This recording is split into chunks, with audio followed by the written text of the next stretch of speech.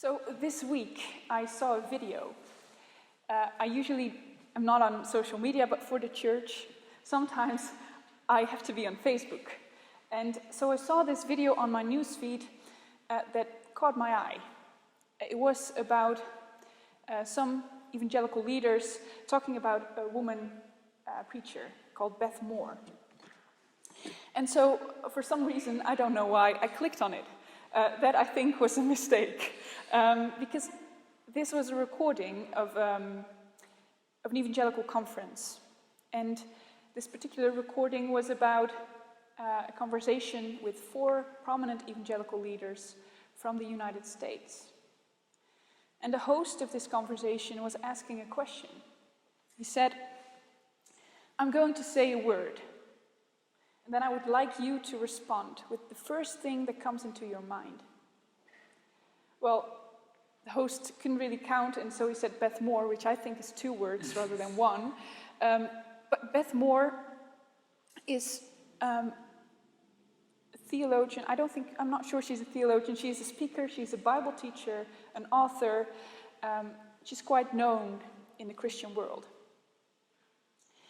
And the first to respond is a well-known doctor in theology. And he said, "I only have 2 words for Beth Moore. Go home."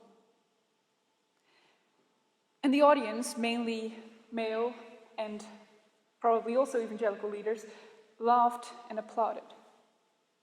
And then the conversation continued. And all the evangelical leaders in that particular conversation agreed with him. And they said, yes, indeed, women do not belong on the pulpit. They should not speak or write or explain the Bible. They even said, there's nothing in the Bible that justifies women in leadership, in Christian leadership. Well, my response as a young Christian woman and theologian, studying the Bible almost every day for my thesis, disagreed. And I was, to be honest, I was a bit angry. And of course, I couldn't say anything because these men are not, I don't see them every day. But I also immediately thought about this parable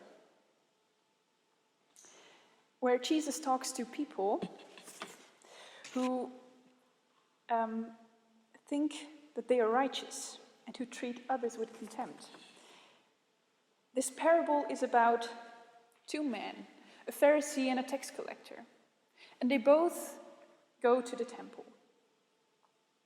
At one hand we find a Pharisee who is rather good. He lives a good life and he prays to God, I think on a daily basis, and he goes into the temple with nothing to fear. And he prays to God. He is a man on the good side of society. He has done all the good things and he is part of the group. He is part of the good side. At least he thinks. And he looks down on all the other people that do not belong, that are not good. He knows what is good and what is not good. And he is good. And then there's this tax collector. And I imagine it is a person who was at the back of the church, somewhere in a corner. And he barely even dares to talk to God. He's ashamed of himself. And he prays, "God, have mercy on me, for I am a sinner." Now, a tax collector in 1st century Israel was not a popular person. And that it really is an understatement. He was really looked down upon. Because a tax collector was part of the wrong side. He chose sides with the enemy, the Roman oppressor. The taxes that he collected went to the Roman emperor. And now we often think maybe that Roman officials would do these kinds of jobs, collecting taxes. But actually this was a Jew. When the Gospels talk about tax collectors, they talk about Jews who had chosen to collect the taxes for the Roman Empire. And so you can imagine that those people were not quite popular with the Jews. They were called in Jewish literature often robbers, and quite rightfully so, because the only way they made money, they had an income, was by asking too much of the people to send up the right amount to the emperor and keep the rest to themselves. So in a sense, they really were robbers. And even the Romans didn't like them for some reason, and they're often referred to as brothel keepers. And so tax collector is not popular, and he is looked down upon, and so he is at the back of the temple. And I can imagine he feels ashamed. So with that video in my mind and reading this parable, I was actually quite ready to put the characters into place and to say, well, the Pharisee, they are usually not the good guys. He was not justified in this parable, and the tax collector was. And so I was thinking, yeah, these church leaders in that video, they look down upon others. Just like the Pharisee looked down upon the tax collector. These church leaders look down upon women. They think themselves righteous, and this tax collector, he is in a sense put to shame. And so I'd already sort of figured it out. The evangelical leaders in that video, they are at the side of the Pharisee, and I am the poor, looked down upon tax collector as a woman. But then I remembered a sermon that I heard a few months ago. It was in another Anglican church in Rotterdam, and it was about the Good Samaritan. And the priest challenged us to look at the Good Samaritan in a different way, to put ourselves into the shoes of that person who is robbed and on the street and wounded. And then to imagine that someone walks by who is maybe your friend but ignores you. And then someone else walks by, maybe your priest, and even she ignores you. And then finally someone comes that you really, really despise. Someone that really makes you cringe. And maybe you can imagine someone like that. So she talked about all kinds of people. People that hurt you in the past, or people that are manipulative, people that are hurting other people around you. Someone you really, really don't like help from. But that is the only person that helps you. And not just helping, no, actually cares for you, loves you, supports you, and doesn't stop until you're safe and in a safe place. And as I was thinking about that sermon, I was challenged to ask the question again, who is who in this parable? Who is wrong and who is right? What is this parable really about? When we look closely, and Bram sent me a good article this week, and which said, well, the Pharisee, if we looked closely to the Pharisee in this story, he is actually good. There's nothing in this whole parable that makes the Pharisee a bad person. He prays, and he prays maybe even daily, maybe even does the daily office, the Anglican prayer that we try to do 2 times a day. He does fast twice a week. He's really religious. I imagine he is the guy that does the dishes at the end of the church, makes the coffee and the tea, and is in the PCC of a church, the church council. He has a good thought through theology. He works hard. He pays his collection. He lives a good life. And the tax collector, on the other hand, he is really bad. We often put people like that, when we read parables, in the category of the marginalized. But actually I'm wondering if the tax collector really fits into that group of people. Because a tax collector was part of the middle class. He had a good income. Being part of the middle class in first century Israel is quite a privilege. He steals. He steals money, and that is his income. And so, actually, it's not so strange that the Pharisee looks down upon a person like that. And he is glad that he's not like someone like that. He's glad he does not take part in that robbery, that oppression. And then I realized that this week I had been just like the Pharisee, as I was really glad that I was not like one of those narrow-minded evangelical leaders. And that I actually thought, luckily I have a good thought-through theology. Luckily I'm not that narrow-minded. Luckily I don't show people the door. So maybe I look down on others. And so again, what is this parable really about if it's apparently not really about good and not good?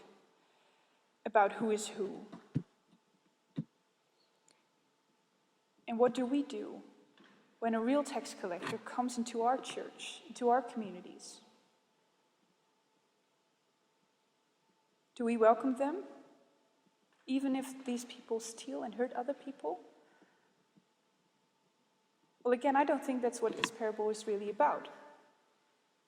I think the key to understanding this parable or thinking about this parable is confession. Because what does the tax collector? It's not really about him being a tax collector or a Pharisee. It's about what happens, what he does in the temple, what he does when he is in God's presence. He confesses that he is a sinner and in need of God's mercy. But I have a problem with confession, I'll be honest with you. Whenever I hear it and whenever I see it, even in our liturgy, it's in our liturgy every week. We just did it. It makes me cringe a little. Because often confession is talked about in terms of the repentance of our sin and of God's wrath needing to be satisfied in some way, and often that is through a cruel death on a cross of his son even, and I struggle with that. It really makes me cringe. And I don't think that is what confession is about. But what is it about? Well, Jacob last week told us about sin and what he thinks sin is. Sin as being a contribution to oppressive systems. In other words, sin is where we allow ourselves to be more than the other at any cost. Sin is when we hurt other people, when we take stuff away from other people, take their voice away, take their right to be themselves away.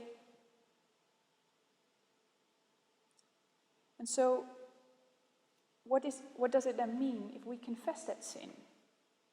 When we confess that we might be part of those systems of oppression. I think what happens at confession is a bit like this. Is that we allow justice to happen.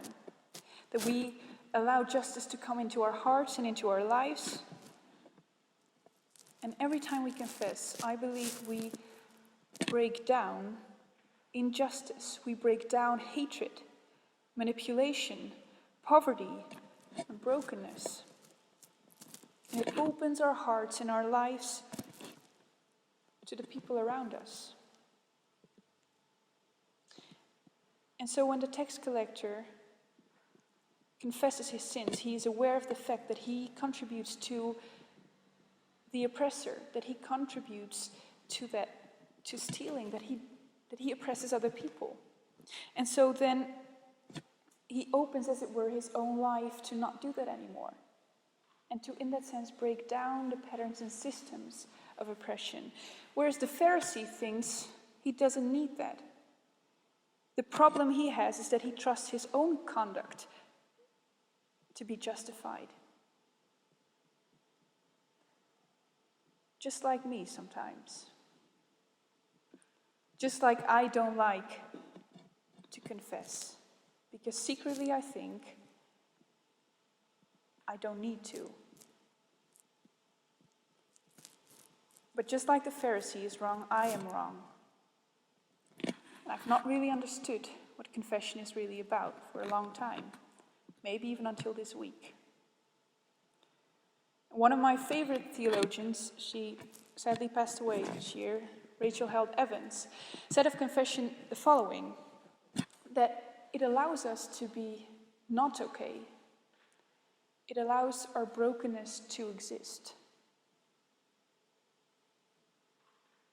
It allows it to exist to ourselves and to the people around us. And so that makes confession necessary for everyone, both the tax collector and the Pharisee. Because it's not about being a good person or being a bad person. It's about creating a place, an atmosphere, where we can be broken and hurt and loved at the same time. In fact, I believe it liberates us from having to be perfect all the time. It allows us to be us, completely ourselves.